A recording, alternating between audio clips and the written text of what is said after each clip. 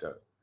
Yo, guys, welcome to another episode of the one and only podcast. Today I'm joined with Asamoah again, Josh, and Jordan for the first time. We'd like to say a few words. Hi guys, it's Jordan Adept, E to the D to the E to the T, and I'm happy to be here on Bradley's podcast today. Okay. Today we're going to be discussing COVID. Obviously, big topic right now. It's taken so much of our lives, but us as uni students, not Josh, but us as uni students, it's affected us like a lot, and like so yeah, I think it's good to like discuss how it's affected us, and also just because he'll be going uni next year, so kind of threw him under the bus. But so yeah, I guess we'll just get straight into Asamoah. Like over the last few months, we started uni.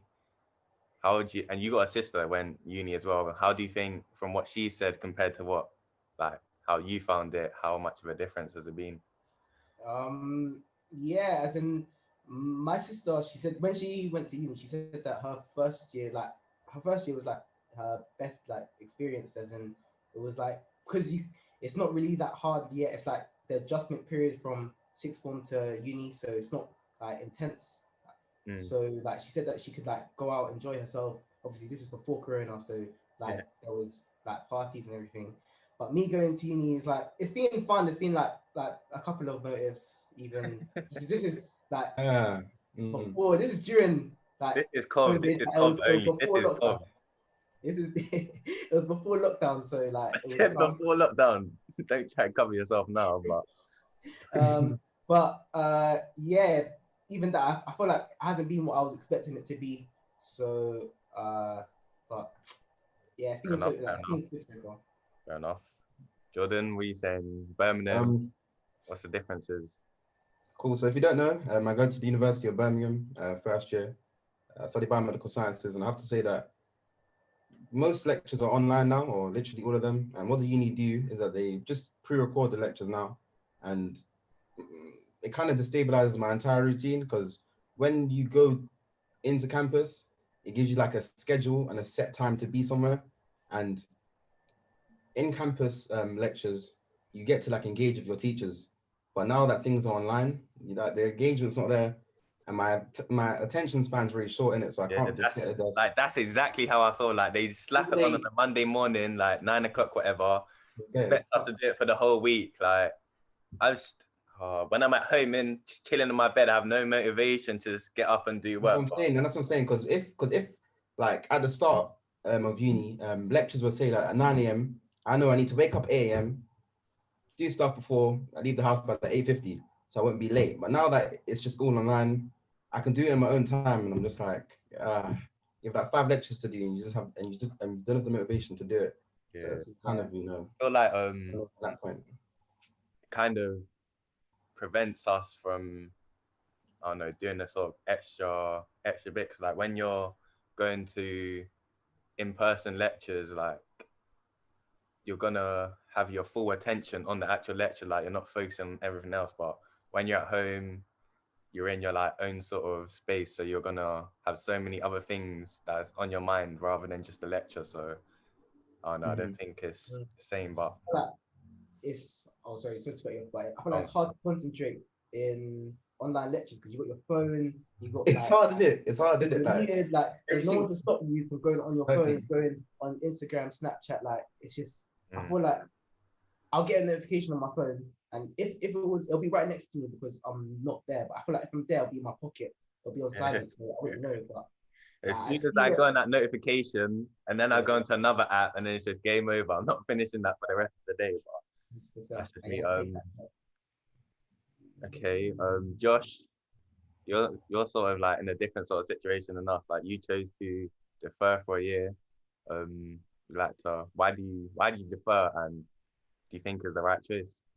So I said I took a gap year. So I'm working 2 jobs at the moment, working kind Ooh, of full time. sorry. Uh, I'm on my grind right now. That's what I think that's the whole point of a gap year. Like at the start, because I didn't start working until early December, late November. And I was quite worried that it was just going to be a waste of a year because I wasn't really at the start. It was hard to find um jobs, and like there were some jobs that were like apply for a role, and it was I think over 250 applicants to just one job. Like it is very hard at the moment to get a job. But yeah, I took a year out because just worried about not only like teaching standards, but also I think the whole point of uni is to have that new social life and that new social setting. Um, and I knew it wasn't gonna be the same, and it won't be the same next year either. But it's either first number one, I know what I'm going into, because I've kind of seen it through you guys and everyone else, or the situation might be a little bit better. So at the moment, I'm thinking it was the right choice to make, because it's just I'm at home, I go out to work, I just do my thing, and then hopefully next year, have a little bit of fun. But yeah, I think in the moment it is the right I choice. guess we'll have to like see in the coming months, like Yeah, exactly. what's going to be happening with unis and stuff like that, because we still don't know. Like our summer exams, I don't know if it's going to be online yet or if it's still going to be in person. Everything's a shambles. So, but moving on to like the next sort of topic, exams being cancelled. Like our A levels were cancelled. The coming A levels, I think, are cancelled. GCSEs. What do you what do you think about that decision? Firstly, for us and for the coming years to come. I think at least for me, like can't speak for anyone else. I think it half saved me because at least on the path that I was headed, it was not gonna be like I felt like I still could have got what I needed to get to like my uni and stuff, but it was it was a shaky couple of months before Yeah, lockdown.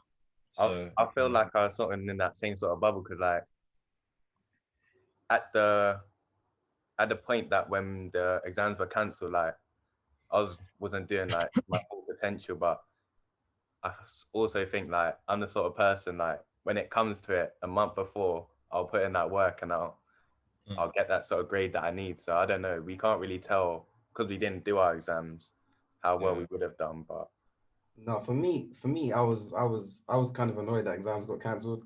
At the start of year 13, in my mind, I know what I wanted to get that year. I wanted to set my aspirations for that year and get good grades. So at the start of year 13, I was just, revising, going banging study it area. out, you just banging out every yeah, day, you was like doing Yeah, that man, from because year yeah, I 12 was just, I was as just so well. focused. Like when you focus on something, it's different because every single day you can do something to get there. So I would start waking up earlier. I used to wake up at like 5 a.m., do an hour before school, go into study area before school, do another hour. Then in my free periods, I could do work. Then when I got home, I'd have just enough time to focus on other things. So I feel like now that exams were cancelled, it kind of just like it took away the achievement of doing those exams. But I guess now that we're in uni, it's different now. So we're on to our next step and next journey. So yeah. yeah, I think like also it's good that we're now that we're in uni, we shouldn't like really be looking back at it like it's done now. There's nothing we can do about it. So Yeah, that's. But I think what Jordan said actually is a really good point about the whole exam thing. Because I don't know if you guys felt it, but something I felt on the day, like I got exactly what I wanted to get to my uni, but I was like, okay, there was no like exam because I hadn't actually sat the exams. I didn't feel as if I had earned it. So like It was you can like, feel proud of yourself because you didn't yeah, really exactly. you Because didn't it's achieve like, it. yeah, even though it's based off of like the work that I've done, teachers, kind of how they view me and stuff, even then it's like it's not the same as like in GCSEs where I felt like I did really, really well and I was proud of myself because I did that myself, yeah, but not so much in A levels. But I mean, I'm not saying I want the flip side either and actually sitting exams because that would have been a car crash. So I'll take what I can get, to be honest. Samoa, are you like in the same sort of boat with us or what's your opinion? Yeah, as in like literally, I feel like the same way as everyone else. I feel like with you, as I'll start working like as soon as it gets close to the exams. As in, I kind of procrastinated a bit. As in, I saying, yeah, I'll like me and some other people in our school were like, oh yeah, let's treat mocks. As in, like we're not gonna revise to them. The lowest Yeah, that you can see do, what's the lowest that you'll get if you yeah, think the lowest that you can get without revising. That's gonna be your base.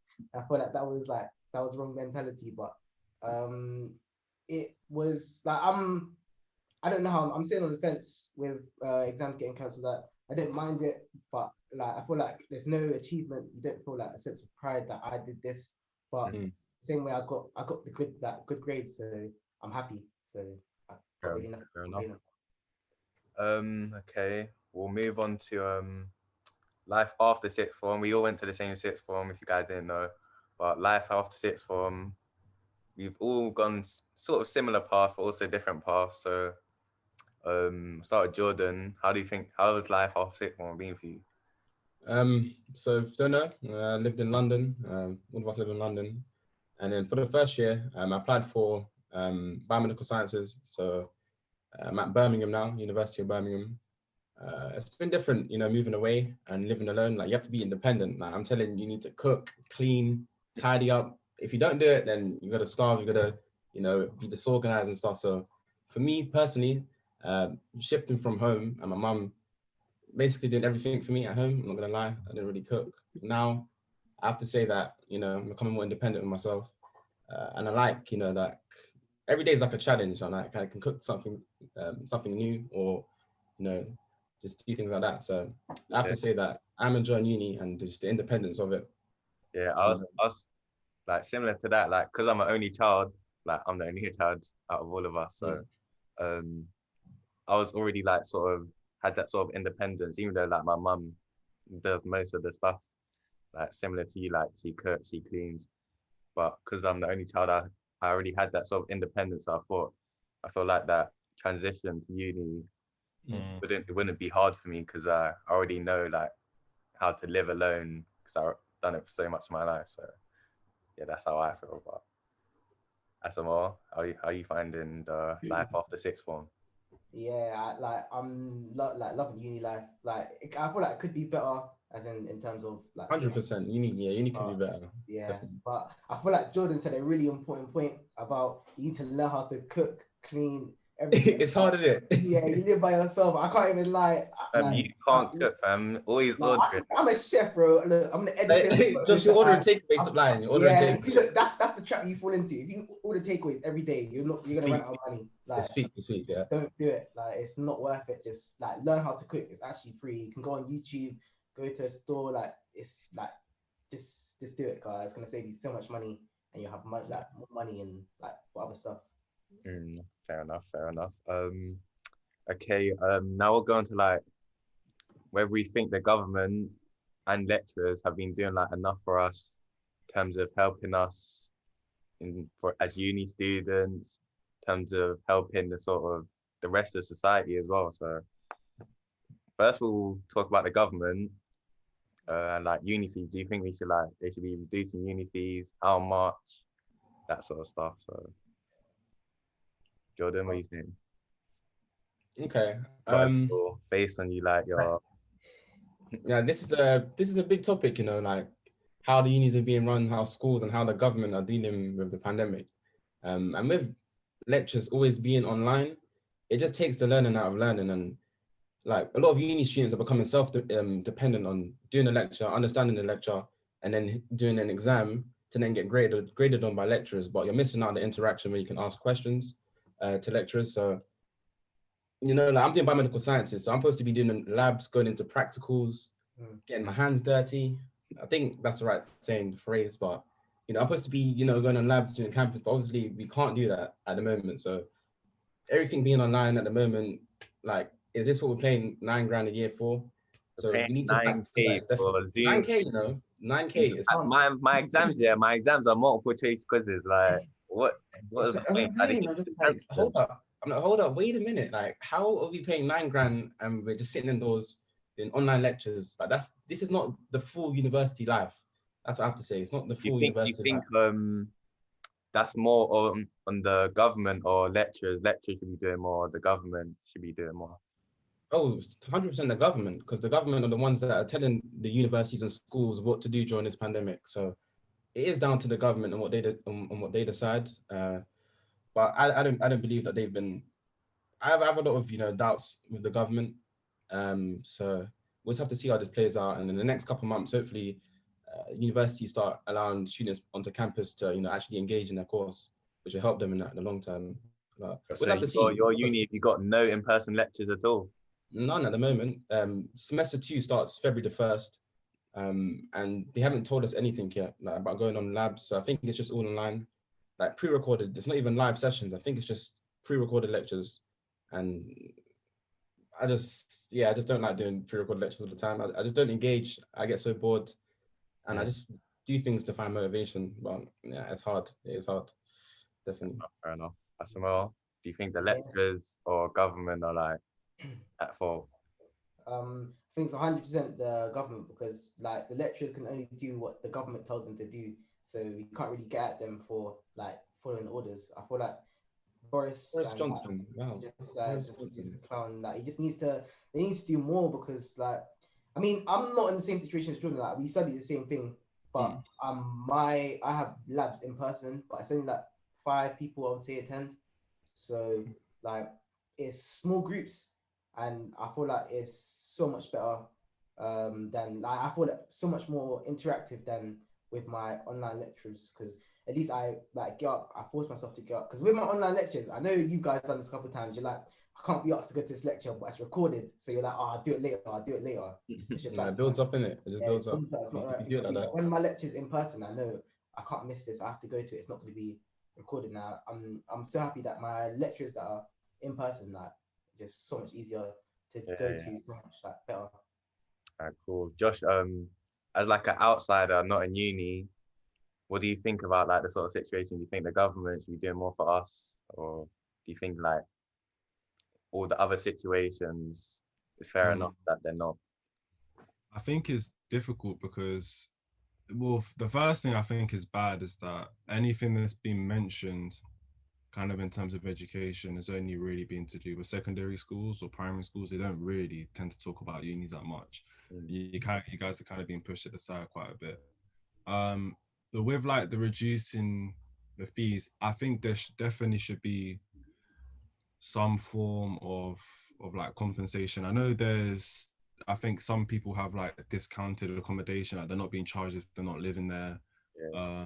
or other little things. But That's like it's me. also I like, got 4 weeks taken off mine, but I know other people aren't, so I guess I'm lucky in that sense. But I'm at my accommodation now, so like Yeah, but I'm even if you went back to London, they're not going to take any money away from you, so yeah, they wouldn't. yeah, yeah, but it's also the fact that the unis, they run on the money that you give them. So it's also like, if they give the money back, will they have enough? I'm sure they would have enough, to yeah, be but honest. half of that money is going to the lecturers who aren't doing the same level of job that they were previously doing. So I think they should take some of the burden that we're taking as Yeah, well. but But also, I recognize from a tutor as well, like it's a lot harder to teach online than it is in person. But it's like, it's just a very difficult situation because it doesn't really seem to be kind of, because you can't come in person, but then they have to have online ones. But then how do they work around delivering like a good education which is online? It's just like a double-edged sword either way. And it's really, I think it's just going to be something that will get better with time. And sooner the vaccine comes out and people get vaccinated and herd immunity and all that stuff, then I think things will get better. But until then, I think it's just going to be like the situation that you're going to have to put up with, unfortunately. And hopefully it will get a lot better soon. Okay, and lastly, before we end off, you was talking about the vaccine. Sort of running out of time, but we'll quickly go over it. Are we going to be taking the vaccine? Yes or no? Why? Why not? Start with you, Asamoah. Are you going to take it? No, I do not trust the vaccine. Like it's like, it seems rushed. It seems like, and I've seen a lot of stuff on. I know social media is not the best place to look for facts, but I've seen a lot of like side effects that are happening to people who are taking the vaccine. And I feel like it's really rushed, as in they haven't really thought out, haven't gone through trials and everything like that. They're just giving it to the public and hope that it will work. And the Okay, Chinese so are say like, like in a couple of years, or let's say 3 years, COVID is around in some sort of sense, and the tests have still gone on, everything's fine. Would you take it then? yeah, would. As in, if there's not already herd immunity, then I don't see no reason why not to take it. If it's like it's Fair worth enough, the look. fair enough. we'll go on to Josh because I know Jordan's got a lot to say about it, so we'll leave him to the end. So go on to Josh. I'm undecided. I'm not sure yet because the thing is, it's more. I feel like, to be honest, I feel like if any of us got it, I think, hopefully, touch wood, that we wouldn't be too badly affected. Because we're all young, we're all fit. But I think it depends what kind of situation you're in. Because at least for me, for example, who's had an allergic reaction to antibiotics before, and not to the sense where it was like it was very, very serious, but something that it still did like have an impact on me.